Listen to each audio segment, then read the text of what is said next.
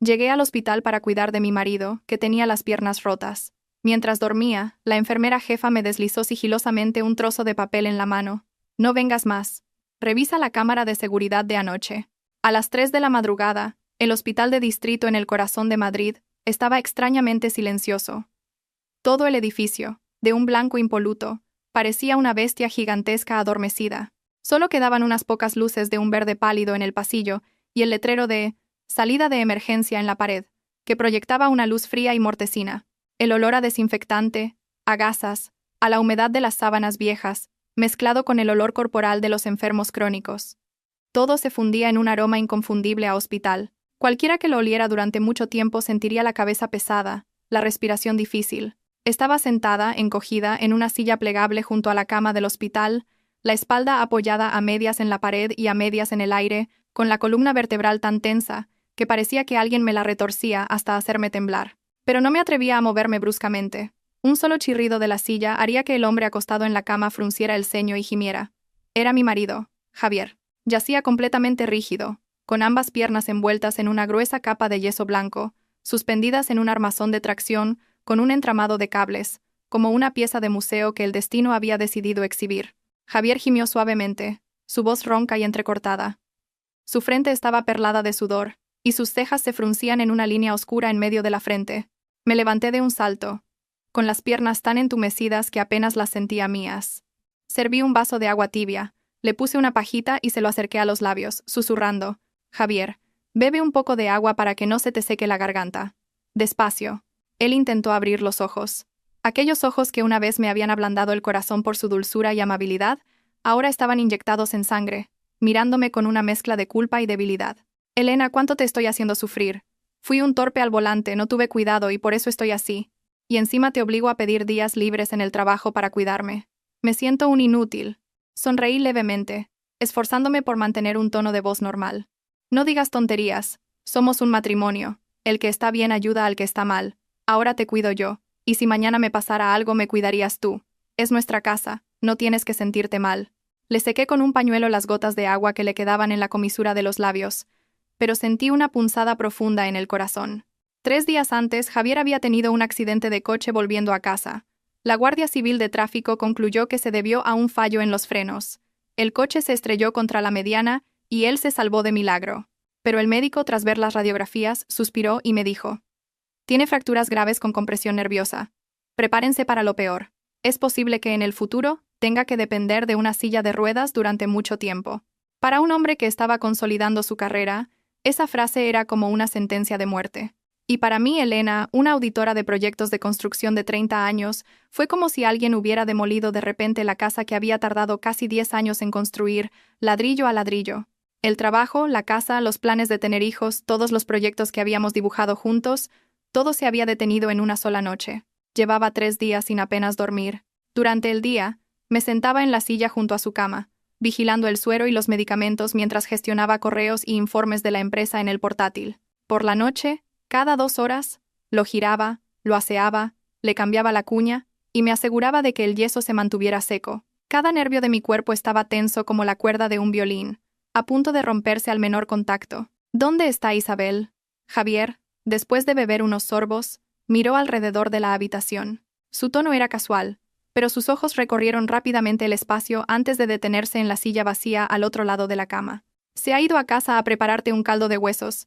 Dice que mañana te lo traerá para que recuperes fuerzas. La he echado para que descansara un poco», respondí mientras ajustaba la velocidad del goteo del suero. Isabel era una prima lejana de Javier que acababa de terminar la universidad y había venido a Madrid a buscar trabajo. Como aún no había encontrado piso, se quedaba temporalmente con nosotros. Era una chica de palabra dulce y muy ágil. Estos 3 días, entre el papeleo, ir a por cosas y comprar comida, si no hubiera sido por su ayuda, probablemente me habría derrumbado ayer mismo. Al pensarlo, me sentí sinceramente agradecida. «No dejes que se agote demasiado. Y tú también deberías intentar echar una cabezada». «Estás más pálida que el enfermo», dijo Javier con un suspiro, cerrando los ojos con un tono de compasión. Iba a bromear un poco para aligerar el ambiente cuando la puerta de la habitación se abrió suavemente, y el sonido de unas ruedas sobre el suelo de baldosas se oyó muy débilmente. Era la enfermera jefa, a quien todos en la planta llamaban Carmen. Tenía más de 40 años.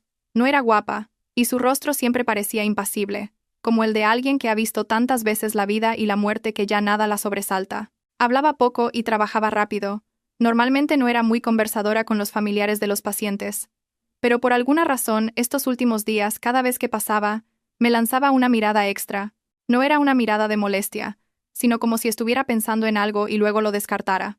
Cama 7, cambio de medicación, dijo Carmen en voz baja al acercar el carrito a la cama de Javier, temerosa de hacer ruido.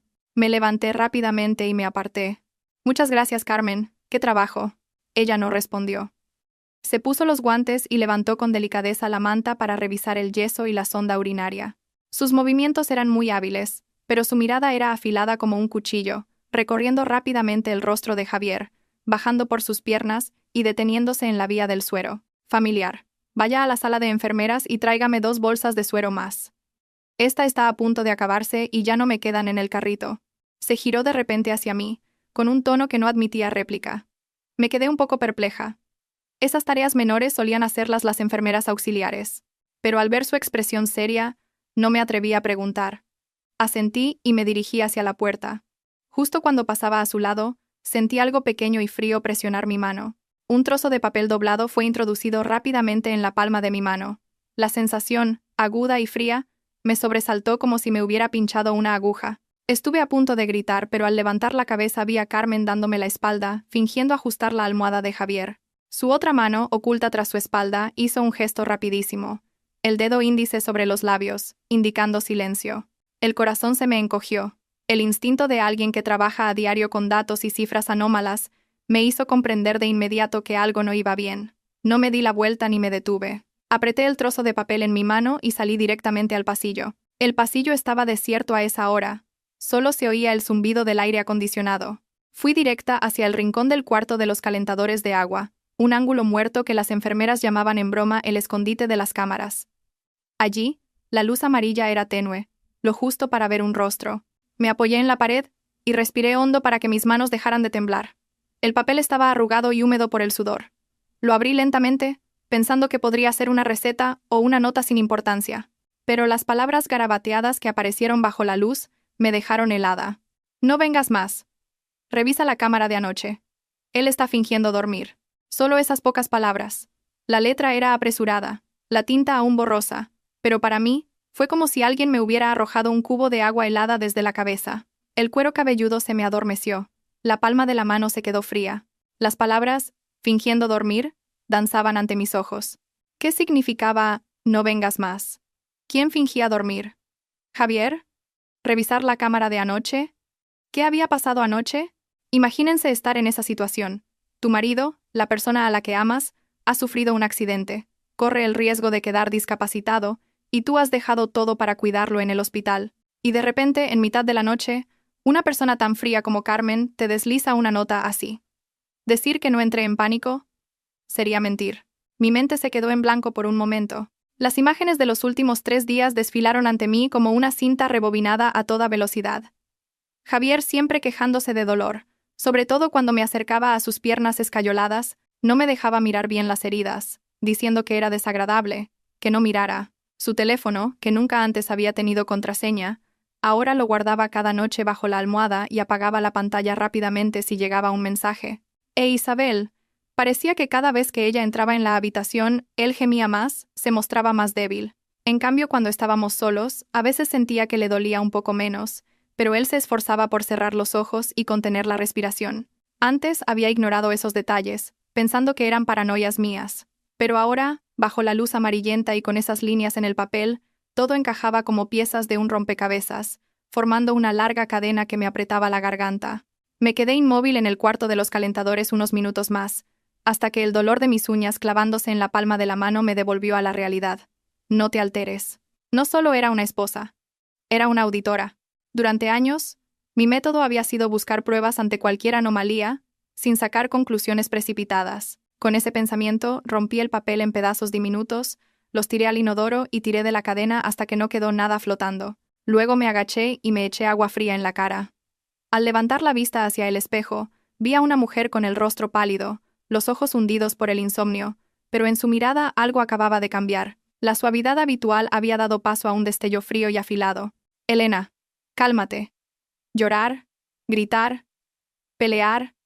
Ahora no resolverá nada. Necesitas la verdad, me dije en voz baja, con la voz ronca. Abrí el grifo, cogí las 2 bolsas de suero del estante y volví a la habitación como si nada. Al entrar, intenté mantener una expresión serena. Carmen, aquí tienes el suero. Carmen levantó la vista y me miró. En sus ojos vi claramente 2 cosas: compasión y determinación. Cogió la nueva bolsa, la colgó, revisó la vía una vez más y dijo en voz baja, como si fuera una casualidad: esta noche seguramente estará tranquilo. Aprovecha para descansar un poco. Si pasa algo, te avisamos. Asentí en agradecimiento, pero no me senté de inmediato. Me quedé mirando a Javier durante un buen rato. Volví a estar inmóvil, con los ojos cerrados y la respiración regular. Cualquiera que lo viera pensaría que era un pobre marido con las piernas rotas, sufriendo en silencio, con su abnegada esposa a su lado. Pero en mi cabeza, después de esa nota, el rostro de Javier se había vuelto extrañamente desconocido, como una máscara muy bien pintada. Esta noche déjalo dormir. Mañana lo veremos todo con más claridad. Pensé para mis adentros, sin saber si me lo decía a él o a mí misma. Esa noche, por primera vez en 3 días, no me quedé despierta junto a su cama contando cada uno de sus gemidos. Me acosté en la silla plegable, me tapé con la manta y me quedé mirando el techo con los ojos abiertos de par en par. En mi mente solo una frase se repetía una y otra vez. Mañana, cueste lo que cueste, tengo que ver la grabación de la cámara del hospital.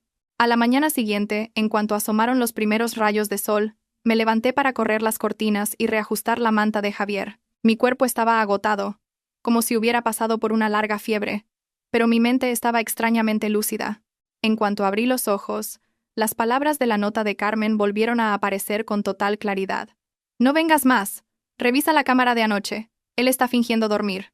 Javier seguía inmóvil, con los ojos cerrados, los labios secos, frunciendo el ceño de vez en cuando como si sintiera dolor. Isabel entró con un caldo, lo dejó en la mesita, y al verme despierta, me saludó alegremente.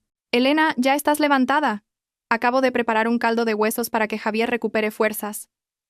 «¿Seguro que no has dormido nada esta noche? Tienes unas ojeras enormes». Miré de reojo a Javier. Sus ojos seguían cerrados, pero sus hombros temblaron ligeramente, como si contuviera un gemido.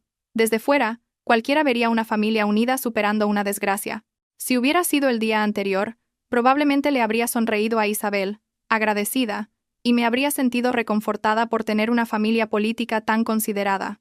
Pero esa mañana, todo a través de mis ojos parecía distorsionado, como un espejo agrietado donde la luz se rompía en fragmentos afilados. Me pasé la mano por el pelo, intentando mantener un tono de voz normal.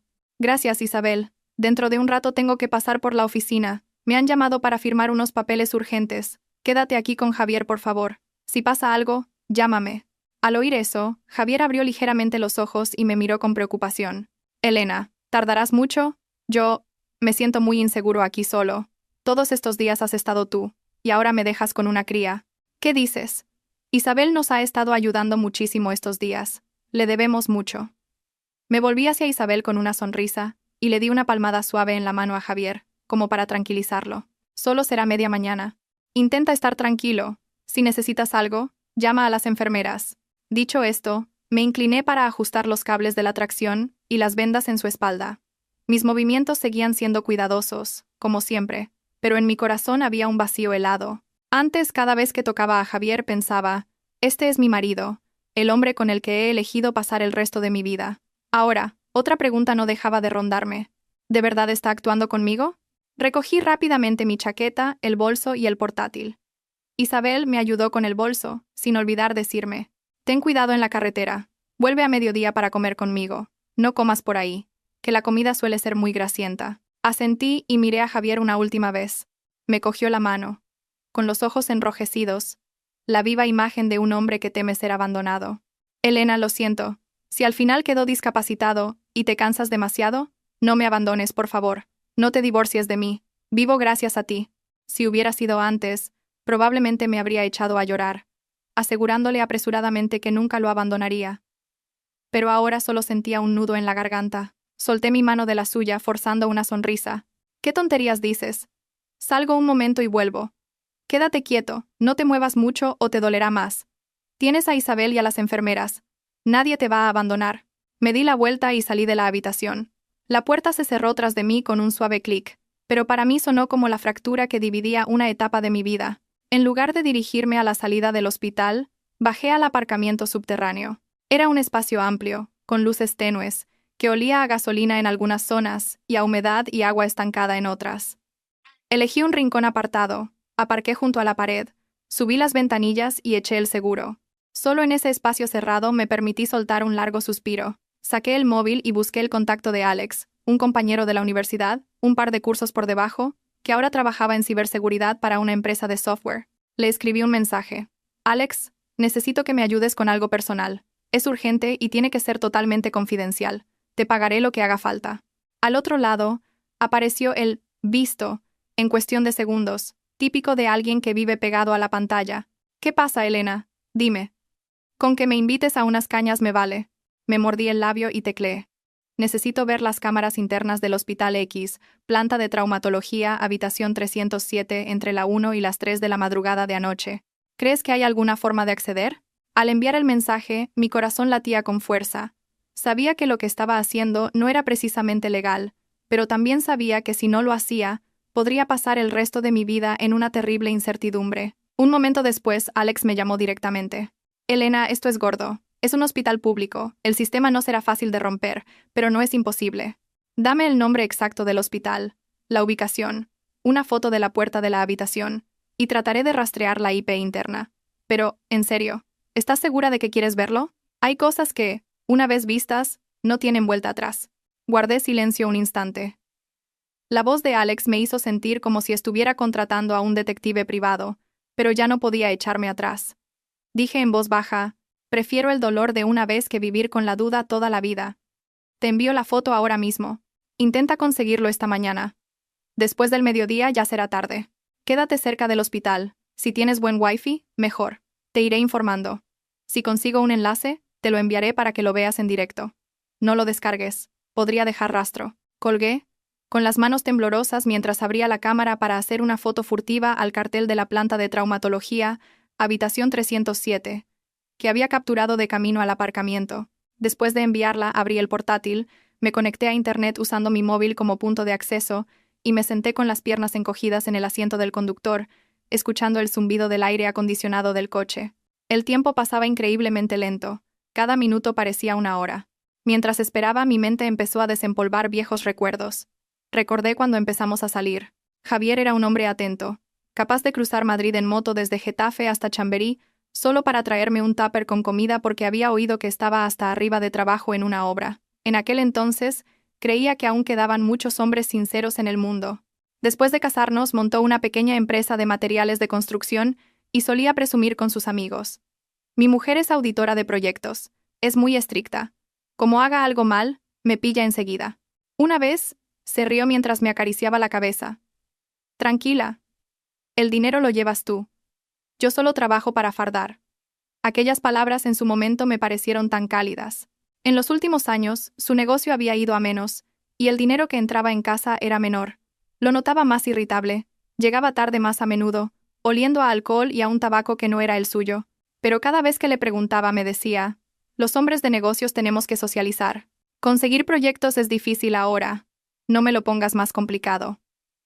Yo, agotada por mi propio trabajo, a menudo lo dejaba pasar, en parte por confianza y en parte porque pensaba que los celos infundados solo traerían problemas al matrimonio. Hasta hoy, sentada en el aparcamiento subterráneo de un hospital, aferrada a un portátil como si fuera un salvavidas, me di cuenta de que durante todo ese tiempo me había centrado en escudriñar las cifras de los planos y presupuestos, pero había olvidado examinar de cerca al hombre que dormía a mi lado. Pasó una hora, y luego otra. Mis ojos empezaban a escocer y mi cuello a dolerme por la postura. Justo cuando pensaba que Alex se había rendido, el teléfono vibró repetidamente. Apareció un mensaje. Elena, te envío un enlace. Solo podrás verlo durante media hora, luego se bloqueará automáticamente. Cuando lo veas, apaga todo el sonido exterior y usa auriculares. Y pase lo que pase, mantén la calma. No hagas ninguna locura. Te lo digo en serio. Respiré hondo. Conecté los auriculares al portátil, abrí el navegador e hice clic en el enlace. La pantalla se quedó en negro y, unos segundos después, apareció una imagen. Era una cámara de techo, con una vista cenital, en blanco y negro, pero lo suficientemente nítida. El ángulo cubría casi toda la habitación: la cama de Javier, la silla plegable donde yo solía dormir, la puerta, la mesita, en la esquina inferior izquierda, una marca de tiempo, habitación 307-158. Arrastré la barra de tiempo hasta las 2 de la mañana, la hora en que recordaba haberme sentido agotada. Javier me había suplicado que fuera a casa a ducharme y volviera temprano. La imagen era clara: una chica con el pelo recogido en una coleta y una chaqueta fina. Yo misma estaba recogiendo sus cosas. Se inclinaba para decirle algo a Javier y luego salía por la puerta. La puerta se cerró. La habitación quedó en silencio. Javier yacía inmóvil, como un cadáver. Apreté los puños, mis dedos temblaban sobre el trackpad. En mi interior, todavía quedaba una pequeña y frágil esperanza. Quizás Carmen se había equivocado. Quizás él solo se había movido un poco, no hasta el punto de fingir dormir, como decía la nota. Pero menos de un minuto después, lo que no quería ver apareció ante mis ojos, crudo y brutal. Javier abrió los ojos. Rápido, alerta. Ya no había rastro de esa mirada lánguida y dolorida. Levantó la cabeza, miró a su alrededor y, apoyándose en los brazos, se incorporó. Su movimiento fue firme y decidido. Nada que ver con el de una persona con fracturas graves que debía permanecer inmóvil, como me había dicho el médico. Vi claramente cómo levantaba y bajaba sus piernas, a pesar del yeso, e incluso las giraba. Se estiró para coger el móvil que siempre escondía bajo la almohada y empezó a teclear, con una expresión de total comodidad. Un pequeño clac resonó en el coche. Era el bolígrafo que se me había caído de la mano.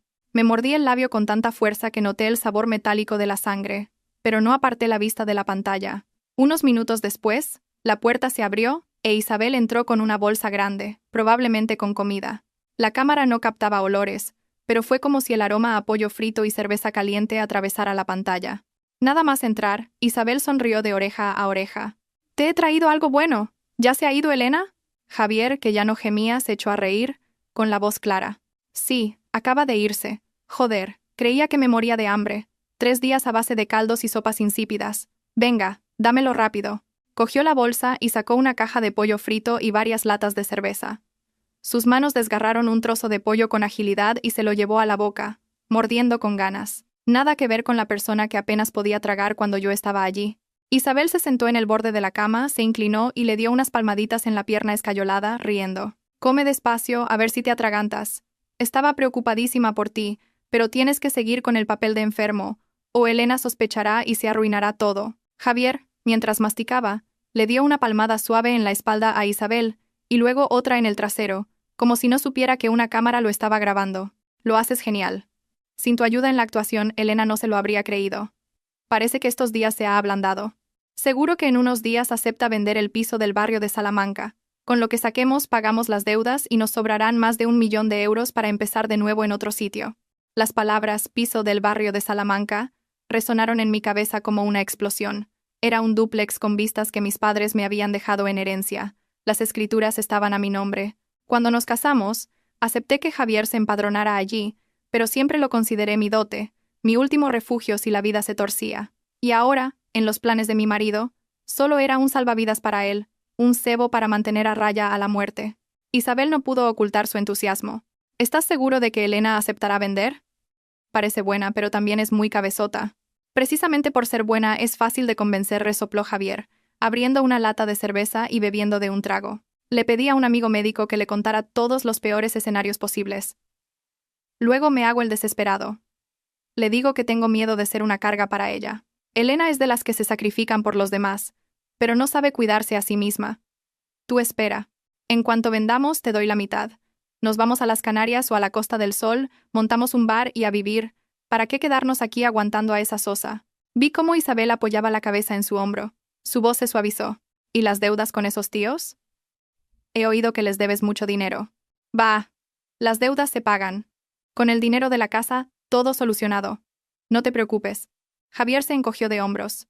Les debo unos 300.000 euros. Los intereses corren, pero con ese piso se acaba el problema. Lo importante es que Elena firme.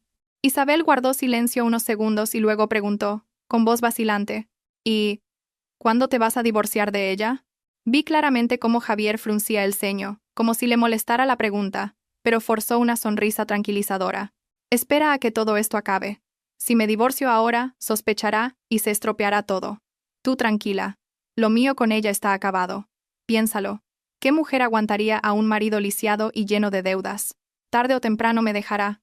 Y entonces yo seré la víctima, el abandonado. Tendré el dinero y te tendré a ti. ¿A qué soy listo?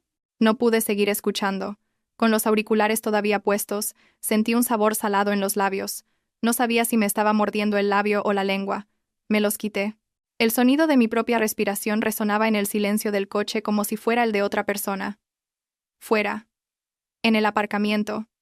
Algunas personas con batas blancas pasaban en silencio. El sonido de sus zapatos apenas se oía. Nadie sabía que, en un pequeño coche, justo debajo del hospital, una esposa acababa de descubrir el plan completo de su marido. En ese momento no lloré. De repente, mis ojos estaban increíblemente secos, como si las lágrimas, asustadas por la verdad, se hubieran escondido. Lo primero que sentí no fue dolor, sino humillación. Humillación por haber sido subestimada. Humillación por haberme creído tan astuta, capaz de calcular hasta el último céntimo en un proyecto, y sin embargo haber permitido que el hombre con el que compartía mi vida me convirtiera en una presa fácil.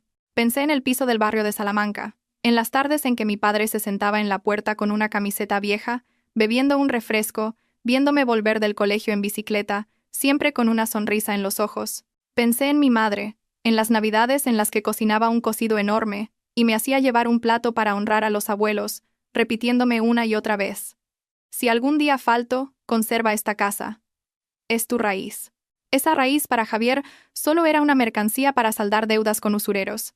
De repente, me eché a reír. Una risa seca y hueca, que resonó en el coche, como la de un extraño. Si alguien hubiera pasado por allí, habría pensado que estaba loca. Pero esa risa fue como un interruptor. De repente, mi mente pasó del pánico a una claridad absoluta. Abrí el móvil y le escribí a Alex: guarda el clip desde que salgo de la habitación hasta que entra Isabel y hablan. Todo lo que puedas. Yo lo guardaré por mi cuenta. Gracias, Alex. Te debo una muy grande. Alex respondió al instante: lo he descargado y he cortado el fragmento. Te lo envío por un canal seguro. Guárdalo bien, que nadie lo toque. ¿Necesitas que llame a alguien? Solo de oírlo, estoy que trino. Miré el mensaje y apreté los labios. No, estoy bien. Esto es asunto mío, lo resolveré yo misma. Por favor, no se lo cuentes a nadie. Como si nunca hubiera pasado. Después de enviarlo me erguí y me miré en el espejo retrovisor.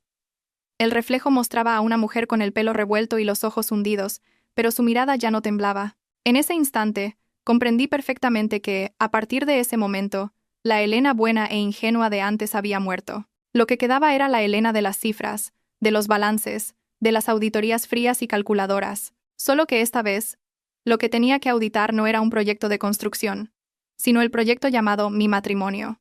Me quedé en el coche mucho tiempo después de apagar el vídeo, no por miedo, sino para ordenar mis pensamientos. Las imágenes que acababa de ver ya no me asustaban. Eran solo datos, una prueba clara e irrefutable. Y cuando todo se reduce a datos, para mí, siempre hay una forma de proceder.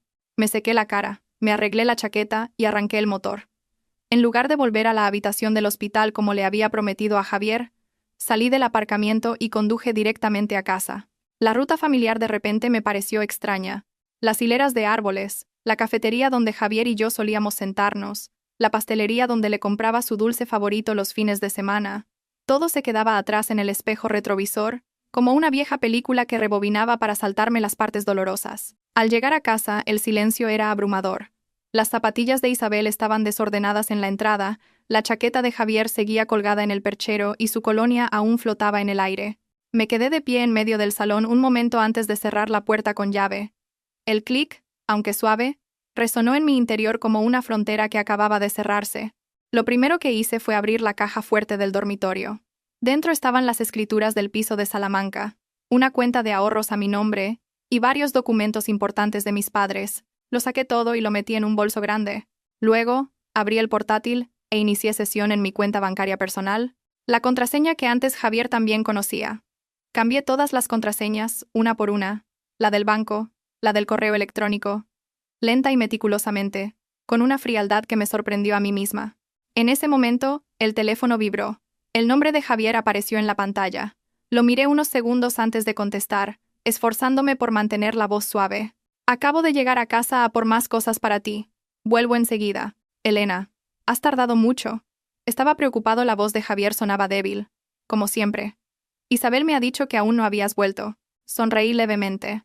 La casa estaba muy desordenada. He recogido un poco. Tú descansa, no te muevas. Aguanta un poco más el dolor, que ya vuelvo. Vale, intenta volver pronto. Me siento muy solo aquí. Colgué, y una media sonrisa se dibujó en mis labios. Si no fuera por ese vídeo, a estas horas estaría volviendo a toda prisa, preocupada por su dolor, temiendo que Isabel fuera torpe. Pero ahora, cada palabra que decía sonaba como un guión bien ensayado. Cogí otro teléfono y llamé a Alex. Alex, necesito un último favor. Investiga las deudas de Javier del último año. Préstamos, apuestas, lo que sea. Empresas, nombres personales, cuentas a su nombre, lo que puedas encontrar. Alex guardó silencio 2 segundos y luego dijo: de acuerdo, pero esto requerirá rastrear varias fuentes. Sospecho que está metido en préstamos de usura, porque hace unos días me llegaron alertas sobre alguien con su nombre. Me pondré a ello. Colgué y me senté en el sofá, apoyando la espalda en la pared. Fue entonces cuando el cansancio me golpeó, pero en lugar de debilitarme, sentí una pequeña llama ardiendo en mi interior. No era un fuego violento, sino un calor lento y persistente. Esa tarde volví al hospital. Al entrar en la habitación, vi a Javier con los ojos cerrados, el rostro contraído como si acabara de sufrir un ataque de dolor. Isabel, de pie a su lado, me saludó. «Ya has vuelto. Le acabo de dar a Javier un analgésico, ahora está un poco mejor». «Bien, déjame ver». Me acerqué y le puse la mano en la frente. No tenía fiebre. Javier abrió los ojos y me cogió la mano con más fuerza de lo habitual. «Has vuelto, Elena». «Me duele mucho, no sé cuánto más podré aguantar». Lo miré a la cara y por primera vez, en lugar de compasión, sentí una extraña diversión. «Aguanta un poco. Por la tarde tengo que reunirme con un abogado por el seguro de tu accidente. Piden más documentación». Lo dije con la mayor naturalidad posible. Javier se sobresaltó, pero lo disimuló rápidamente. «¿Un abogado? ¿Por qué tan complicado?» «Es una aseguradora grande. Tienen muchos trámites», respondí secamente. Isabel, que estaba cerca, tembló ligeramente al oír la palabra «seguro», aunque intentó mantener la sonrisa. Lo noté perfectamente. En ese momento entró Miguel, el hermano pequeño de Javier. Era 3 años menor, trabajaba como repartidor y era un chico sencillo y de pocas palabras. Al ver a su hermano postrado, se le notaba la pena. Traía una bolsa grande de fruta. «Elena, ¿cómo está Javier?» «Mamá me ha dicho que le duele mucho, que apenas ha mejorado. Los médicos dicen que hay que seguir observándolo», respondí. Miguel miró a Javier con los ojos enrojecidos. «Anímate, hermano. Estamos todos muy preocupados por ti». Javier asintió, con la voz entrecortada. «Lo sé». Al ver la escena sentí lástima por Miguel. No tenía ni idea de que estaba compadeciendo a un actor. Una obra de teatro montada sobre la codicia. Por un momento mi corazón se ablandó, pero entonces recordé la mirada alerta de Javier en el vídeo, su mano en el trasero de Isabel, la frase «con vender el piso, todo solucionado». Y toda debilidad en mí se replegó como un caracol en su concha. Por la tarde, Carmen volvió a pasar a revisar la habitación. Cuando me vio, su mirada se detuvo en mí un poco más de lo habitual. Entendí que quería saber si lo había visto. Esperé a que Javier se durmiera por el efecto de los medicamentos y salí sigilosamente al pasillo. Carmen estaba escribiendo en una pizarra. Me acerqué y dije en voz baja: «Ya lo he visto». El bolígrafo en su mano se detuvo un instante. Levantó la vista y me miró directamente. Su voz se volvió más grave. «¿Y bien, qué piensas hacer?» Miré hacia la habitación donde yacía Javier y luego la miré a ella de nuevo. «No puedo decirlo ahora, pero necesito que me ayudes a guardar el secreto, al menos por el momento». Carmen asintió sin hacer más preguntas. Sabía que era de las que solo dicen lo necesario. Su silencio, en ese momento, fue para mí más valioso que 1000 consejos. Esa noche, cuando Isabel salió a comprar la cena, me senté junto a la cama y fingí quedarme dormida, con la cabeza apoyada en el colchón. Javier, creyendo que dormía, suspiró. Pero yo estaba despierta, escuchando cada una de sus respiraciones, esperando el momento adecuado. Abrí el móvil y leí el mensaje de Alex. «Elena, tengo un informe preliminar. Ha pedido préstamos en al menos 4 sitios, la deuda principal es de casi 300.000 euros, con intereses altísimos. Algunos a nombre de la empresa, otros a su nombre. También tiene un historial de apuestas online y luego pasó a jugar en timbas ilegales. Los movimientos bancarios muestran rastros de redes de prestamistas. Te he hecho capturas de todo». Lo leí con una calma sorprendente. Todo encajaba con una precisión aterradora. El accidente, la farsa de la invalidez, el piso, el seguro, los mensajes a escondidas con Isabel, todo formaba un cuadro completo. Solo le respondía a Alex una frase. Gracias. Guárdalo bien, lo necesitaré. Esa noche, Javier volvió a llamar a su madre. Oí la voz de ella al otro lado, llorando, lamentándose, culpándome por no cuidar bien de su hijo, y mencionando sutilmente la idea de vender la casa para salvarlo. Javier gemía, con voz casi apagada. Ya se lo he dicho a Elena, mamá. Seguro que lo está pensando. No la presiones mucho, está muy agobiada con el trabajo. Yo estaba sentada no muy lejos, escuchando cada palabra, sintiendo una indiferencia que me asustó a mí misma. Toda una familia, de arriba abajo, conspirando para presionarme a entregar voluntariamente la casa que mis padres me habían dejado. Si no hubiera visto ese vídeo, probablemente me habría derrumbado, consumida por la culpa. A la mañana siguiente, mi suegra, Pilar, llegó al hospital. Estaba delgada y ojerosa. Nada más entrar, rompió a llorar. Hijo mío, qué desgracia. Si te pasara algo, ¿qué sería de mí? Javier le cogió la mano, con voz débil. Yo me mantuve a un lado, respetuosa. Hola, Pilar. Ella se giró hacia mí, con una mirada que era una mezcla de súplica y reproche. Elena, sé que estás agotada, pero ahora la única solución es vender la casa para salvar a Javier. No seas tan terca. Si se muere, ¿de qué te servirá el dinero? La miré fijamente durante un largo rato. La mujer que tenía delante era, en teoría, mi suegra, la que me había llevado del brazo el día de mi boda, la que me había dicho que la considerara mi propia madre. Pero ahora, en sus ojos, solo veía el pánico de perder a su hijo y un vago cálculo sobre el dinero. Respiré hondo. Lo entiendo. Lo estoy pensando. Pero vender una casa es una decisión importante. Tengo que revisar bien los papeles y el contrato del seguro de Javier para evitar problemas. Te pido un poco más de tiempo. Pilar quiso decir algo más, pero Miguel le tiró suavemente del brazo. Mamá, deja a Elena tranquila. Lleva muchos días sin descanso. Ella chasqueó la lengua y no dijo más. Pero yo sabía que, a partir de ese día, la presión aumentaría. Me urgirían a vender. Javier e Isabel actuarían aún mejor su papel. Y mi suegra sería la carta más fuerte que Javier usaría para apelar a mi compasión. Al mediodía, cuando todos salieron a comer y nos quedamos solos, Javier me cogió de la mano, su voz apenas un susurro. Elena, ¿lo has pensado bien? Tengo miedo de que, si esperamos más, sea demasiado tarde. Lo miré a los ojos, por primera vez sin apartar la vista. Tranquilo. Si tengo que vender, venderé. Pero todo tiene que ser claro y transparente. No quiero acabar perdiendo el dinero y encima con la fama de haber abandonado a mi marido. En los ojos de Javier un destello de alivio brilló fugazmente. Creyó que me había convencido, pero yo, para mis adentros, pensé: sí, venderé. Pero no como tú quieres. Después de esa conversación, la actitud de Javier hacia mí cambió notablemente. Se volvió más tierno, me cogía la mano más a menudo, y su mirada siempre reflejaba gratitud. A veces, incluso lloraba al hablar de su miedo a ser una carga. Si hubiera sido antes, lo habría creído. Pero ahora, cada lágrima que derramaba me traía a la mente la imagen de él comiendo pollo frito, bebiendo cerveza y dándole una palmada en el trasero a Isabel. Lo veía actuar y mi corazón se sentía como el hielo. Mi suegra venía al hospital casi a diario. Ya no me hablaba con dureza, sino que había adoptado un tono más suave. Me cogía de la mano y me susurraba: Elena, sé que quieres mucho a Javier, pero nuestra situación ha cambiado. Haz un pequeño sacrificio. Cuando se recupere y vuelva a trabajar, ya compraréis otra casa. Yo solo asentía para que me dejara en paz. Miguel, en cambio, cada vez que visitaba a su hermano, se quedaba en un rincón en silencio, observándolo durante largo tiempo, como si quisiera decir algo pero se contuviera. Una vez, mientras lo acompañaba a la salida, me cogió del brazo y me dijo en voz baja: Elena, últimamente veo a mi hermano muy raro. A veces entro de repente y está callado como un muerto, pero otras veces lo oigo hablar por teléfono con una voz totalmente normal. Ten cuidado, por favor. Lo miré, y mi corazón se conmovió. Desde fuera, parecía que estaba sola y acorralada, pero resultó que alguien más había notado las anomalías. Gracias, Miguel, fue todo lo que pude decir. Esa noche, Isabel volvió muy tarde. Al entrar en la habitación, olía a un perfume extraño. Javier la miró de reojo. Yo lo vi todo. Isabel dejó un plato de sopa en la mesa y dijo en voz baja: Elena, mañana por la mañana tengo que ir a entregar unos currículums. Quizás estos días no pueda venir tanto a cuidar de Javier. Espero que lo entiendas. Asentí. Claro. Eres joven, tienes que pensar en tu futuro. Aquí estamos yo y las enfermeras.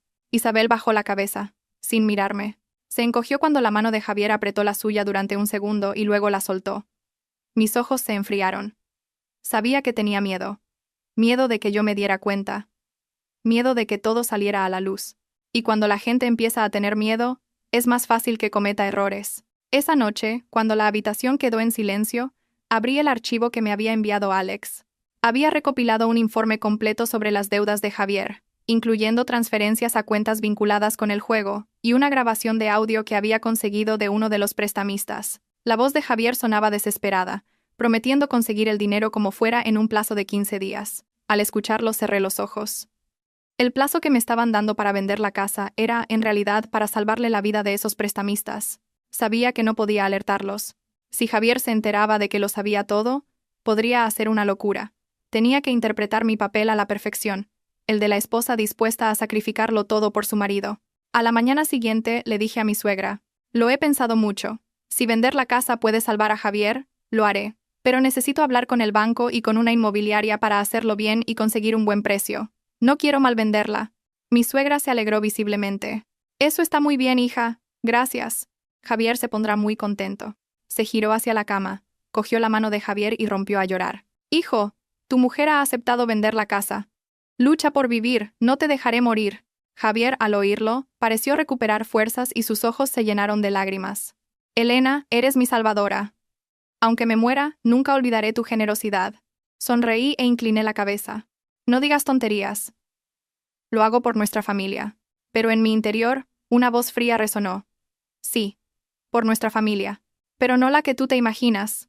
Por la tarde, me excusé diciendo que tenía que ir a casa a buscar unos papeles, y salí temprano del hospital. De camino, me detuve en un despacho de abogados situado en un callejón tranquilo. El abogado, el señor Martín, era alguien con quien había trabajado en una disputa contractual. Era unos años mayor que yo, de trato sereno y muy discreto. Después de contarle toda la historia, desde el accidente y el vídeo hasta las deudas, se quedó pensativo un buen rato, y luego dijo: legalmente, si podemos demostrar que Javier simuló el accidente o mintió sobre sus lesiones para estafar al seguro, el caso sería muy grave. Pero por ahora, no deberías presentar ninguna denuncia. Su estrategia es que vendas la casa voluntariamente, así que déjales creer que lo estás haciendo. Mientras tanto, mi equipo y yo te ayudaremos a reunir más pruebas. Asentí, con la mano temblando ligeramente sobre el escritorio. No necesito que vaya a la cárcel ahora mismo. Solo quiero proteger el patrimonio de mis padres y evitar que me acusen de abandono.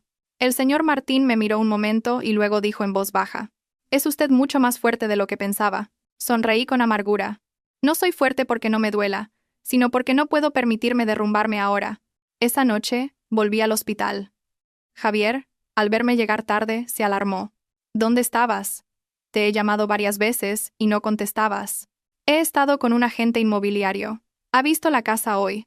Hay varios interesados, pero aún no hemos cerrado un precio, respondí con calma. Los ojos de Javier se iluminaron. Ah, ¿sí? ¿Cuánto ofrecen? Alrededor de 1.200.000 euros. Pero no he aceptado. Quiero 1,5 millones. Lo dije lentamente. Era un precio por debajo del mercado, a propósito, para que no sospecharan que estaba ganando tiempo. Como esperaba, Javier asintió, impaciente. Bueno, lo importante es vender rápido. El precio ya lo ajustaremos. Lo miré, sin decir nada más. Para mí estaba claro que su vender rápido era para cumplir el plazo de la deuda, no por ninguna pierna rota. Esa noche Isabel volvió a salir a escondidas. Fingí no darme cuenta.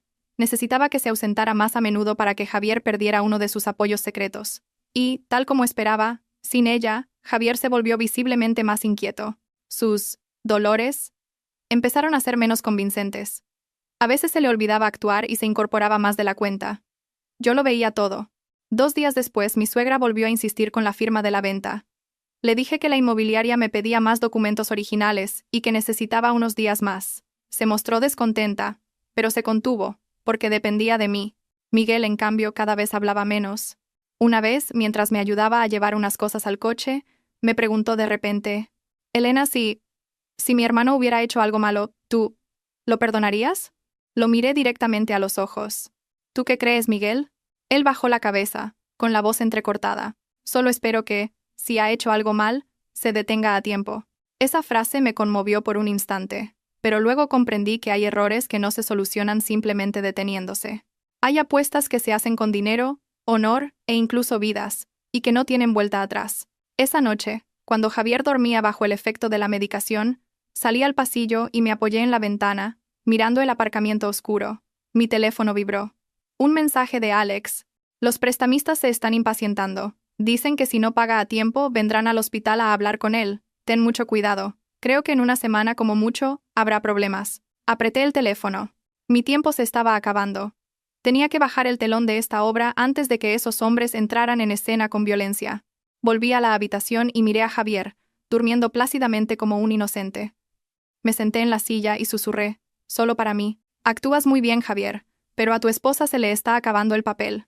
A la mañana siguiente pedí el día libre en el trabajo para quedarme en el hospital, no para cuidar de Javier, sino para esperar el momento oportuno. Me sentía como alguien en una habitación a oscuras, con la mano en el interruptor, esperando el instante exacto para encender la luz y revelarlo todo. Javier, al verme allí todo el día, se alegró visiblemente. Actuó mejor que nunca. Cada vez que alguien entraba gemía de dolor, me cogía la mano y decía con voz débil, «Elena, no me dejes, solo te tengo a ti». Mi suegra sentada a su lado se secaba las lágrimas. Miguel, apoyado en la puerta, observaba la escena con ojos llenos de duda. Y yo, en silencio, interpretaba a la perfección mi papel de esposa abnegada, hasta el punto de que a veces me daba asco mi propia capacidad de aguante. Cerca del mediodía, Isabel volvió. Nada más entrar, sus ojos recorrieron la habitación. Al verme sentada allí, se quedó paralizada. Le sonreí, con total serenidad. ¿Ya has vuelto de la entrevista? Sí. Me han dicho que me llamarán, tartamudeó.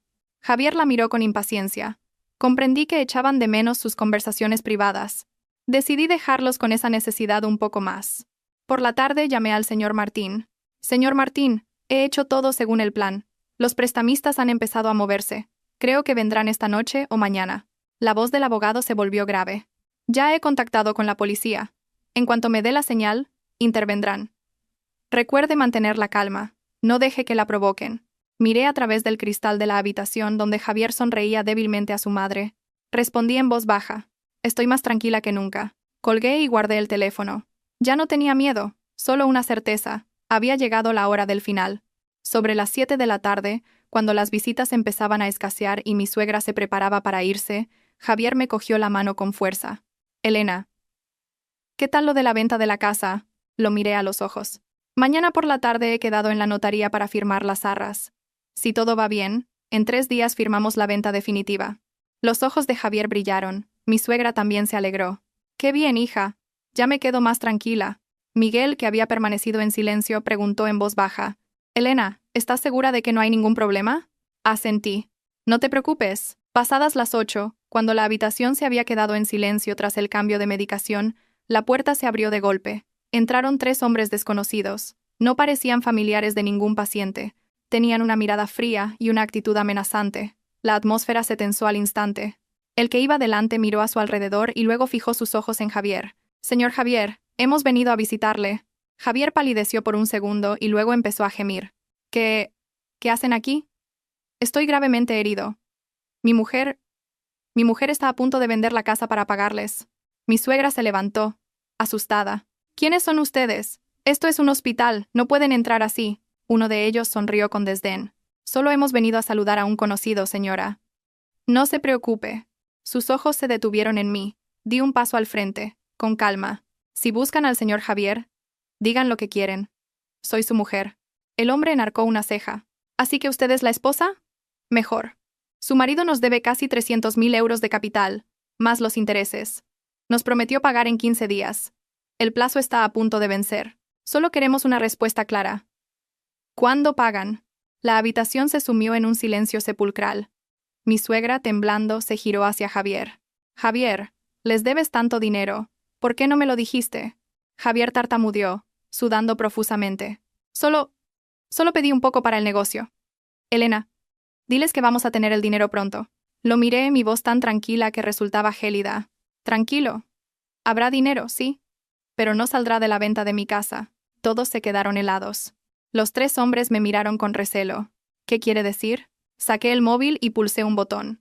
En la pantalla del televisor de la pared apareció la grabación de la cámara de seguridad de aquella noche. Las imágenes eran nítidas.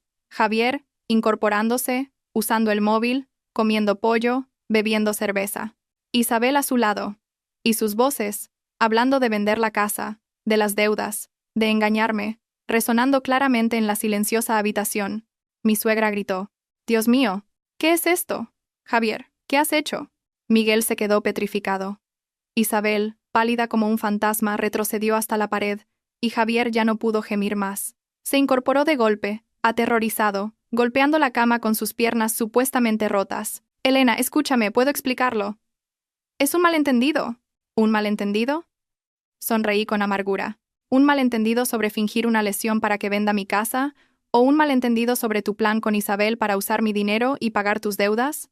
Los tres prestamistas se miraron entre sí. El líder asintió, sonriendo. Vaya, no sabía que el señor Javier fuera tan valiente. Me giré hacia ellos. El dinero que les debe es por apuestas y préstamos personales. Yo no tengo nada que ver, pero ya he hablado con mi abogado y con la policía. Todas estas pruebas ya han sido enviadas. Si causan más problemas aquí, no será solo él quien salga perdiendo. El hombre me miró fijamente durante un largo rato y luego se echó a reír. De acuerdo. No nos meteremos en sus asuntos familiares. Pero, señor Javier, la deuda sigue ahí. Esta es la última oportunidad que le damos. Se dieron la vuelta y se fueron, sin decir una palabra más. La habitación se hundió en un silencio abrumador. Mi suegra, llorando, golpeaba el pecho de Javier. «Me has arruinado la vida, hijo. ¿Cómo has podido llegar a esto?». Miguel miró a su hermano con una decepción infinita. «Hermano, ¿has engañado a tu mujer y a tu madre por dinero?». Isabel, temblando, se arrodilló en el suelo. «Elena, lo siento, me equivoqué. Javier me convenció, no sabía que llegaría a esto». Javier me miró, y por primera vez vi su verdadera naturaleza: miedo y desesperación. «Elena, te lo ruego, no me dejes. He cometido un error». Lo miré durante un largo rato. Ya no sentía ira, ni el dolor del principio, solo un profundo cansancio. «No me has fallado una vez. Me has fallado desde el momento en que decidiste mentir, desde el instante en que pusiste la casa de mis padres en tu partida de póker. Entre nosotros, ya no quedaba nada que salvar». Me giré hacia mi suegra. Mi voz era lenta. «Pilar, he hecho todo lo que he podido por esta familia, pero a partir de hoy, ya no soy su nuera». Mi suegra se quedó sin palabras y se desplomó en una silla. Miré a Miguel. «Siento no haber podido mantener una buena imagen de tu hermano». Miguel guardó silencio, con los ojos llenos de lágrimas. Entonces me di la vuelta. A mis espaldas oí llantos, súplicas, gemidos, pero mis pasos no se detuvieron. La obra de teatro de Javier había terminado, y mi vida, esta vez, la reescribiría con mis propias manos. Salí del hospital esa noche. El viento era cortante. Las farolas dibujaban largas franjas amarillas sobre el asfalto húmedo. Por primera vez en muchos años, caminaba por la ciudad sin sentir que pertenecía a ningún lugar. Antes, fuera donde fuera, siempre tenía un hogar al que volver. Ahora, ese hogar se había convertido en una herida. Volví a la casa que mis padres me habían dejado. La casa que casi había sido sacrificada por las sucias apuestas de Javier. La puerta se cerró tras de mí. Me apoyé en la pared y me deslicé hasta el suelo, cubriéndome la cara con las manos. Toda la fortaleza que había mostrado en el hospital se desvaneció. Las lágrimas cayeron, no porque aún quisiera a Javier, sino por compasión hacia mí misma, por todos los años de estupidez que había vivido. A la mañana siguiente, me levanté muy temprano y llamé al señor Martín. Fui tajante. «Inicie los trámites de divorcio lo antes posible. No quiero estar atada a él ni un día más». El abogado guardó silencio un momento, y luego respondió: «No se preocupe. Con todas estas pruebas, el divorcio y la división de bienes serán muy claros. No tendrá que asumir ninguna de sus deudas». Asentí, aunque él no podía verme. Lo que necesitaba ahora no era ganar en un papel, sino trazar una línea definitiva para salir de la vida de Javier. Al mediodía, Miguel vino a mi casa. Esperó un buen rato en la puerta antes de llamar al timbre. Cuando abrí, tenía la cabeza gacha. «Elena, lo siento. No sabía que Javier era así. Si lo hubiera sabido», lo miré con una mezcla de tristeza y afecto. «No te culpo, Miguel. Tú no has hecho nada malo. El error fue suyo». Miguel vaciló. «Mamá, pasó la noche en el hospital llorando. Se arrepiente mucho de haberte presionado. Me ha pedido que venga a disculparme en su nombre». Me quedé en silencio un momento. Al pensar en el rostro afligido de mi suegra, no podía odiarla del todo. No era mala, solo estaba ciega por el amor a su hijo. «Dile a tu madre que no le guardo rencor. Pero lo que ha pasado entre Javier y yo, ya no tiene vuelta atrás». Miguel se secó los ojos con la manga. Solo espero que a partir de ahora encuentres la paz. Sí, yo también lo espero. Después de ese día, no volví al hospital. Delegué todos los trámites legales en mi abogado. No quería volver a ver a Javier, ni escuchar más explicaciones de ese hombre. Ya había entendido todo lo que necesitaba entender. Una semana después, recibí una llamada de un número desconocido. Era mi suegra. Elena, hija, perdóname. Me equivoqué. Confié ciegamente en mi hijo y te hice sufrir. Ahora me doy cuenta de que la que más ha sufrido has sido tú. Su voz temblaba, entrecortada. Guardé un largo silencio antes de responder. Pilar, no la culpo. Pero no puedo volver. Estoy demasiado cansada. Al otro lado de la línea, su voz se quebró y solo se oyeron sollozos. Colgué, con el corazón pesado. Hay dolores que no nacen del odio, sino de la imposibilidad de volver atrás. El día del juicio, trajeron a Javier en un furgón policial. Estaba mucho más delgado. Su rostro ya no tenía la arrogancia de antes. Cuando me vio, un destello de esperanza brilló en sus ojos. Elena, sé que me equivoqué. Pídele al juez que me dé una oportunidad. No lo miré. Miré directamente al juez y leí mi declaración con voz serena. Cada palabra fue como un corte limpio, seccionando lo poco que quedaba entre nosotros. La sentencia de divorcio se dictó rápidamente. Nuestra relación matrimonial quedó oficialmente disuelta. No tuve que asumir ninguna deuda. La casa seguía siendo mía. El resto de la vida de Javier ya no tenía nada que ver conmigo. Al salir del juzgado, respiré hondo. El cielo de ese día era increíblemente azul. Tan azul que sin darme cuenta, sonreí. El cielo siempre había estado ahí, solo que durante todos estos años había olvidado cómo levantar la cabeza para mirarlo. Un mes después, me mudé, no por miedo a los recuerdos, sino porque quería empezar de nuevo en otro lugar. Pedí un traslado a una nueva sucursal. El trabajo intenso me impidió perderme en viejos pensamientos. Una tarde, al salir del trabajo, me encontré con Isabel en la puerta de un supermercado. Estaba mucho más delgada, su rostro sin el maquillaje de antes. Al verme, se quedó paralizada. «¿Elena?» asentí, sin sorprenderme. «Lo siento. No espero que me perdones. Solo quería decir que me equivoqué de verdad». La miré, sin rencor. Lo que había pasado superaba el límite del resentimiento. «Eres joven. Cometes un error. Pagas por él. Tómatelo como una lección y no vuelvas a equivocarte». Isabel rompió a llorar asintiendo repetidamente. Me fui sin mirar atrás. Para mí, Isabel ya era parte del pasado, nada más. Esa noche, me senté sola en el balcón de mi nuevo apartamento, bebiendo una taza de té caliente y viendo cómo el tráfico disminuía. Soplaba una brisa suave y mi corazón estaba extrañamente en calma. Ya no había dolor punzante, ni ira, ni remordimiento. Solo un vacío ligero, como el cielo después de una tormenta, con algunas nubes finas. Sabía que aún no me había recuperado del todo, pero también sabía que iba por el buen camino. La vida es dura, pero también es justa. Me quitó un marido, pero me devolvió a mí misma. Una persona mucho más lúcida y fuerte que antes. Después de mi encuentro casual con Isabel, pensé que mi corazón estaba lo suficientemente tranquilo como para no ser perturbado por más olas del pasado. Pero la vida rara vez te suelta tan fácilmente. Una mañana de lunes, al llegar a la oficina, la recepcionista me dijo que alguien de la familia de mi exmarido quería verme. Mi corazón dio un vuelco. Un mal presentimiento me recorrió fugazmente. La persona que estaba frente a la puerta de mi despacho era mi exsuegra. Estaba mucho más delgada que la última vez que la vi. Su pelo era casi completamente blanco. Su espalda estaba encorvada. Y sus ojos, ya arrugados, ahora reflejaban un profundo cansancio. Al verme, pareció querer decir algo, pero se contuvo. Después de un largo rato, finalmente habló. «Elena, ¿podemos hablar un momento?» Guardé silencio unos segundos y luego asentí. Ya no estaba enfadada con ella, pero tampoco sentía la cercanía para llamarla mamá, como antes. Nos sentamos en una pequeña cafetería frente a la oficina. Aferraba con fuerza un bolso de tela descolorido, su voz temblaba. A Javier lo van a trasladar para seguir investigando sus deudas. Dicen que es posible que le aumenten la condena. Miré la mesa de madera sin responder. Estos días no para de pedir verte. Dice que solo quiere hablar contigo una vez más antes de que se lo lleven. Sé que no tengo derecho a pedirte esto, pero soy su madre. No puedo soportarlo. Inclinó la cabeza profundamente. En su voz ya no había la exigencia de antes, solo la amarga impotencia de una madre que ve a su hijo caer sin poder hacer nada. El médico dice que está muy débil. Mentalmente tampoco está bien. Tengo miedo de que haga una tontería. Al oír esto, mi corazón se encogió. Por mucho daño que me hubiera hecho, No quería que eligiera ese camino. Tras un largo silencio, finalmente dije lentamente: iré a verlo una vez. Pero solo una. Los ojos de mi ex-suegra se iluminaron como si acabara de ser salvada. Juntó las manos frente a su pecho. Te lo agradezco de corazón.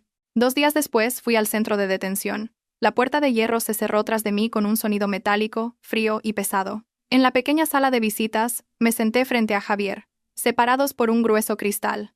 Estaba esquelético, con los ojos hundidos. Al verme pareció no poder creerlo. «Elena, ¿de verdad has venido?», asentí levemente. Mi voz era serena. «Dijiste que querías verme, y aquí estoy. Si tienes algo que decir, dilo rápido». Javier bajó la cabeza. Sus hombros temblaban. Un momento después, levantó la vista, con los ojos enrojecidos. «Sé que no tengo excusa. Solo quiero pedirte perdón. Arruiné tu vida». Lo miré fijamente, sin ira ni amargura, solo con un leve cansancio. «¿De qué sirve pedir perdón ahora?». Javier negó con la cabeza. Las lágrimas corrían por su rostro. «No cambia nada.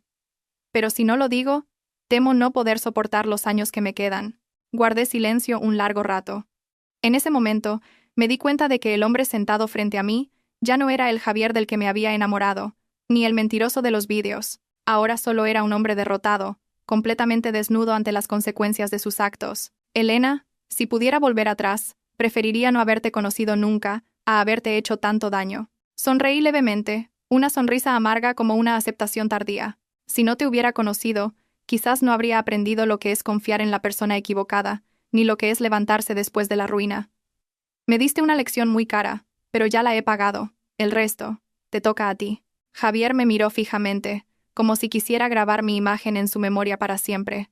Su voz era ronca. «Elena, ¿vas a estar bien?».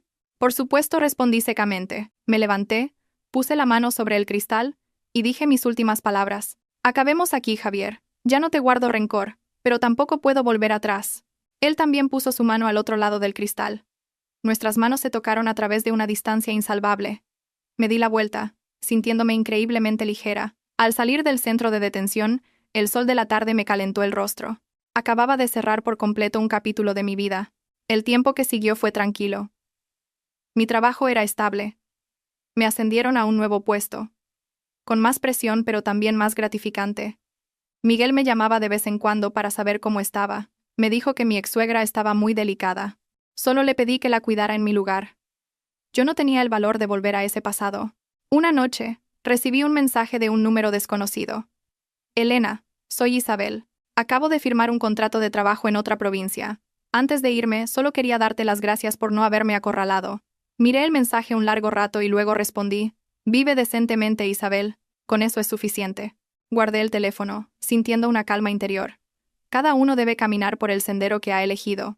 Ya no tenía la responsabilidad de cargar con el peso de nadie más. Esa noche, de pie junto a la ventana, vi cómo la ciudad se iluminaba. Las luces de miles de ventanas se reflejaban en el cielo oscuro como estrellas artificiales. Me di cuenta de que, por muy oscura que sea la vida, siempre hay luz. Solo tienes que estar dispuesto a abrir los ojos para verla. Había vivido en los errores de otros, pero a partir de ahora, viviría en mis propias decisiones. Después del encuentro con Javier en la cárcel, sentí que por fin había cerrado una puerta muy pesada. Las noches de insomnio se hicieron menos frecuentes, y el dolor sordo en mi pecho también disminuyó. Empecé a acostumbrarme a mi nueva vida de mujer soltera, libre, pero también solitaria. Iba a trabajar, volvía a casa, y los fines de semana a veces tomaba un café con mis compañeros. La vida transcurría sin dramas ni estridencias, pero también sin las ilusiones de antes. Una tarde de lluvia, al salir del trabajo, me llamó Miguel. Su voz sonaba entrecortada. «Elena, mamá, está muy mal. El médico dice que le quedan días. No para de llamarte. ¿Podrías venir un momento?». Sostuve el teléfono un largo rato sin responder. Afuera llovía a cántaros. Me había prometido a mí misma no volver, pero entre la razón y la humanidad, seguía siendo una persona blanda. «Envíame la dirección. Iré». El hospital olía igual que siempre, a ese desinfectante familiar. Cuando entré en la habitación, mi ex-suegra yacía inmóvil en la cama, con el rostro demacrado, los ojos hundidos, y una respiración tan débil que parecía un hilo a punto de romperse. Miguel, sentado a su lado, le sostenía la mano. Al verme, se levantó de un salto. Asentí y me acerqué. Mi ex-suegra abrió los ojos con dificultad. Al verme, Su mirada se iluminó un poco. Elena, ¿has venido? Me incliné y tomé su mano esquelética, la misma mano que tantas veces me había señalado con reproche, ahora fría y temblorosa. Sí, aquí estoy. Las lágrimas brotaron de sus ojos y rodaron por sus sienes. Te he fallado mucho, hija. Toda mi vida solo he visto a mi hijo. No me di cuenta de su verdadera naturaleza. Y te hice sufrir. Apreté suavemente su mano. Ya pasó. No le guardo rencor. Rompió a llorar, con el pecho agitándose débilmente. No espero que me perdones. Solo espero que, si nos volvemos a encontrar en otra vida, no sea tu suegra, para poder tratarte con la decencia que te mereces como una extraña. Esa frase fue como un cuchillo que me atravesó el corazón. Incliné la cabeza, y mis lágrimas cayeron sobre su mano seca. En esta vida, nuestra deuda ya está saldada. Descanse en paz. Asintió muy levemente, su respiración se ralentizó y, un momento después, el monitor cardíaco mostró una línea recta. Miguel rompió a llorar desconsoladamente. Yo me quedé allí, en silencio, con un vacío en el alma. No sentía el dolor de cuando despedí a mis padres, solo una tristeza profunda y agotadora, como si acabara de poner el punto final a un destino que había llegado a su fin. El funeral fue sencillo. Estuve presente todo el tiempo, cumpliendo mi papel como la última nuera. Los familiares me miraban con curiosidad, compasión e incluso incomodidad. No me importó. Hice lo que mi conciencia me dictaba. El día del entierro, a Javier no le permitieron asistir. Después del funeral, Miguel me acompañó al coche. Inclinó la cabeza. Elena, nunca podré pagarte todo lo que has hecho. Puse mi mano en su hombro. Vive una vida decente, Miguel. Es todo lo que necesitas hacer. Al volver a mi apartamento, cerré la puerta y me apoyé en ella. Por primera vez en mucho tiempo, rompí a llorar. No por Javier, ni por mi ex-suegra, sino por una etapa dolorosa de mi vida que oficialmente había terminado. Lloré para despedirme de la mujer que fui, ciega, sumisa, viviendo para los demás hasta olvidarse de sí misma. Los días siguientes, me sumergí en el trabajo como una forma de salvación. Me asignaron un proyecto importante que requería viajar constantemente. El ritmo ajetreado me impidió pensar demasiado. Descubrí que era mucho más fuerte de lo que creía. En un viaje de trabajo, durante una cena con unos socios, conocí a Daniel, el ingeniero jefe de su empresa. Era un hombre de conversación moderada y mirada serena. No fue entrometido ni curioso sobre mi vida personal, solo hablamos de trabajo, de la vida, de cosas normales. Al despedirnos, sonrió. Ha sido un placer hablar con usted. Si no le importa, la próxima vez que venga la invito a un café. Me sorprendió un poco, pero asentí. Claro. De camino al hotel me di cuenta de que mi corazón ya no estaba tan cerrado. No tenía miedo de conocer a un hombre nuevo, ni sentía la presión de enamorarme o de evitarlo. Simplemente, dejé que las cosas fluyeran. Esa noche, me miré en el espejo durante mucho tiempo. La mujer del reflejo ya no tenía esa tristeza de antes. En su lugar, había una mirada serena, experimentada y segura de sí misma. Sonreí, una sonrisa que no había visto en mi rostro en años. Había perdido mucho, un matrimonio, un hogar, la confianza, pero me había recuperado a mí misma. Y sabía que, frente a mí, un nuevo camino se abría silenciosamente. Después de ese viaje de trabajo, Daniel y yo mantuvimos el contacto, no de forma insistente, sino con mensajes ocasionales para preguntarnos por el trabajo. A veces él me enviaba una foto de una obra en construcción, otras yo le enviaba un plano recién terminado. Todo era ligero, como un arroyo que fluye entre las rocas, sin hacer ruido, pero lo suficiente para darte cuenta de que ya no estás sola. Un fin de semana Daniel me escribió. ¿Estás ocupada? Estoy cerca de tu casa. ¿Te apetece un café? Miré por el balcón. El cielo estaba despejado. Soplaba una brisa suave. Era una tarde rara en la que no tenía que sumergirme en papeles. Respondí. Bajo ahora mismo. La cafetería era un pequeño local a la sombra de unos árboles. Daniel había llegado antes. Se levantó para apartarme la silla. Seguía igual de sereno y educado. Hablamos de trabajo y luego de temas más triviales. ¿Llevas mucho tiempo viviendo sola?, preguntó en voz baja. Miré mi taza de café, en silencio por un momento, y luego respondí, me divorcié hace poco más de un año. Daniel asintió, sin hacer más preguntas. Yo también pasé por un divorcio. Me casé joven. Mi mujer falleció en un accidente de tráfico hace 4 años. Desde entonces he vivido principalmente para el trabajo. Por primera vez, vi en sus ojos una tristeza profunda pero serena, como la superficie de un lago en calma.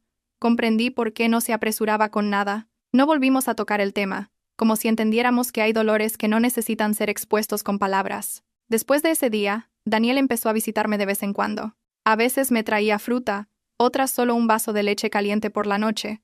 No invadía mi vida ni exigía nada. Su presencia era siempre respetuosa, y eso me daba tranquilidad. Un día Miguel me llamó. La noticia me dejó helada. Javier ha tenido un derrame cerebral en la cárcel. Está en cuidados intensivos. Me quedé en silencio mucho tiempo. Los viejos recuerdos, que creía enterrados, volvieron a aflorar. No hace falta que vengas, se apresuró a añadir Miguel. Solo quería que lo supieras. Me quedé junto a la ventana observando el ir y venir de la gente. Una parte de mí quería ignorarlo, pero otra me recordaba los años en que había llamado a ese hombre marido. Finalmente suspiré. ¿En qué hospital está? Iré un momento. Esta vez no fui como esposa ni como familiar. Fui como una persona del pasado que visita un fragmento de su propia historia. Javier yacía en la cama, demacrado, con la mitad del rostro paralizado por el derrame. Al verme, sus ojos se abrieron de par en par. Sus labios temblaron, pero no pudo hablar.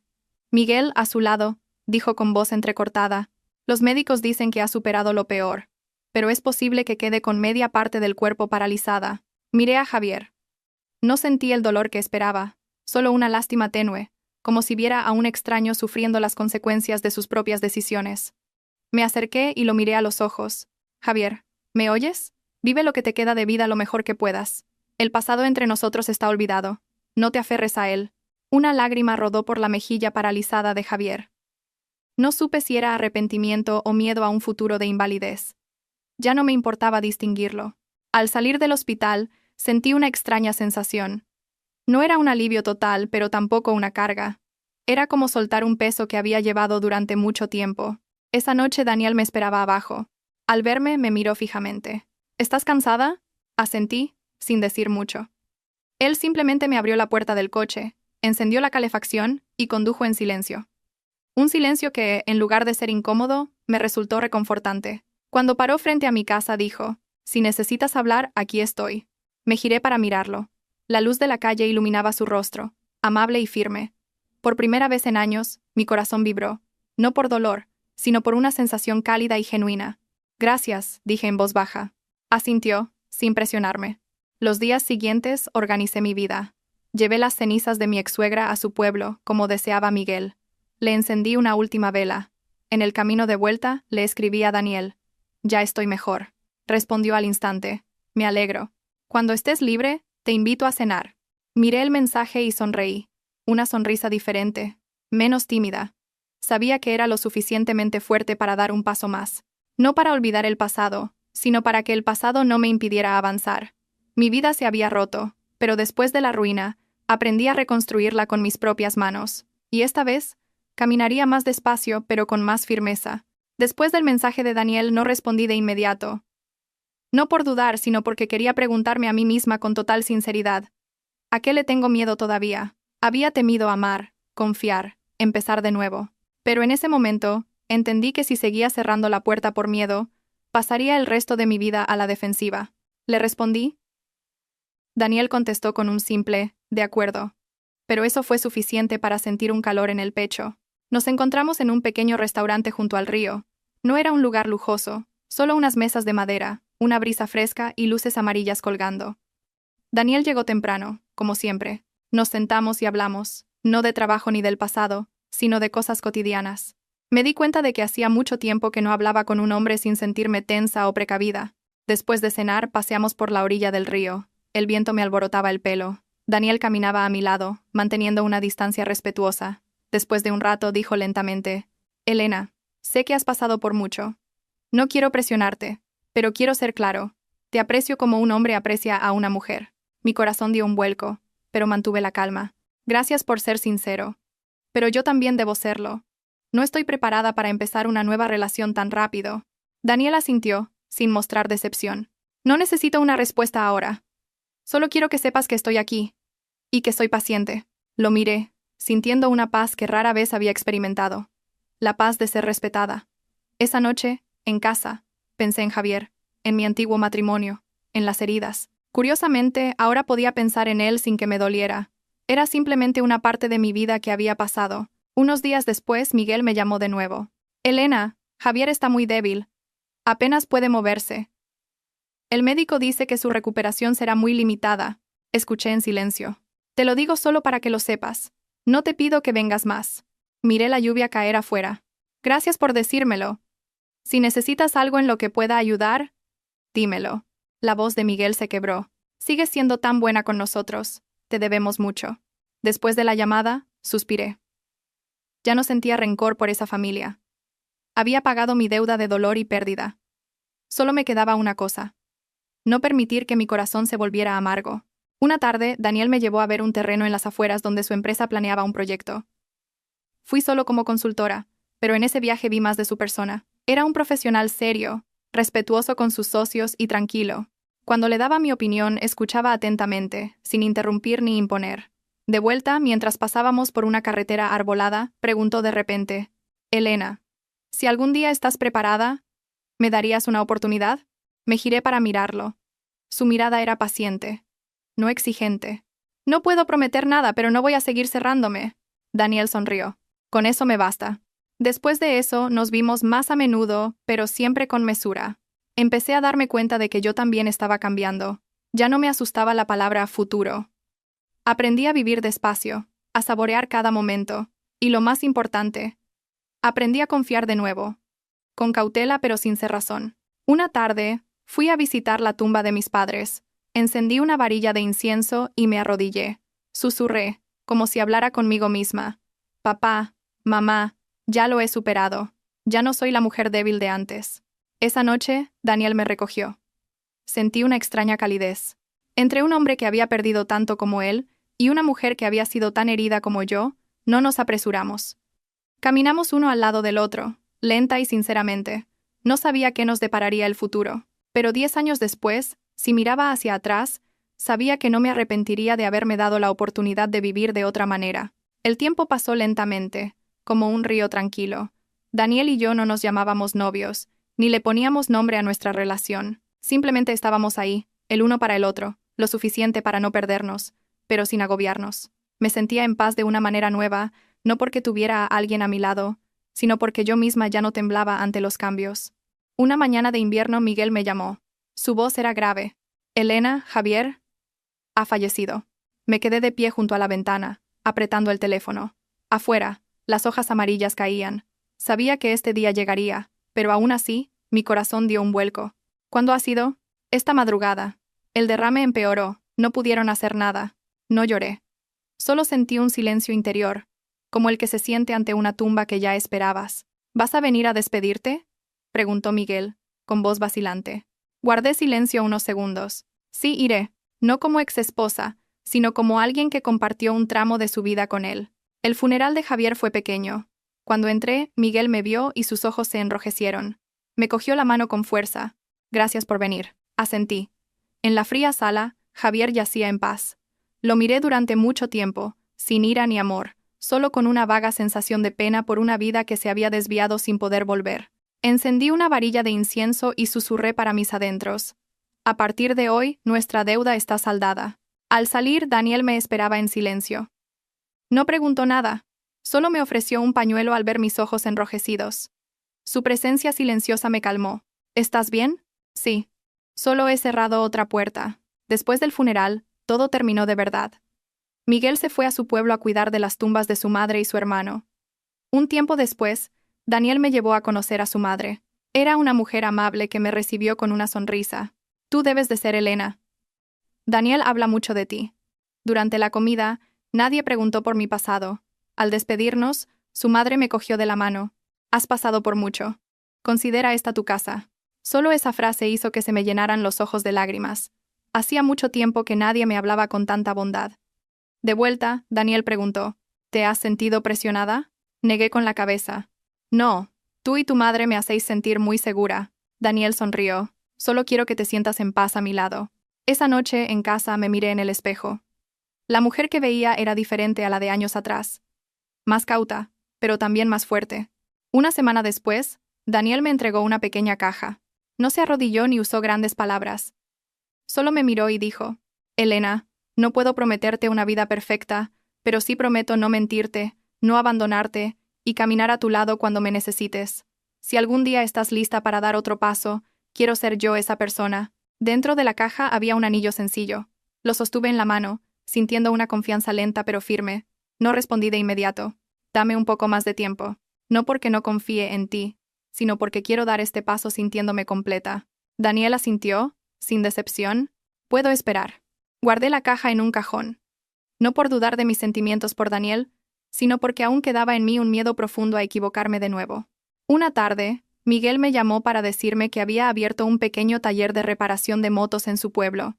Su voz sonaba más ligera. Quiero vivir más despacio, Elena. Aquí, aunque gano menos, estoy más tranquilo.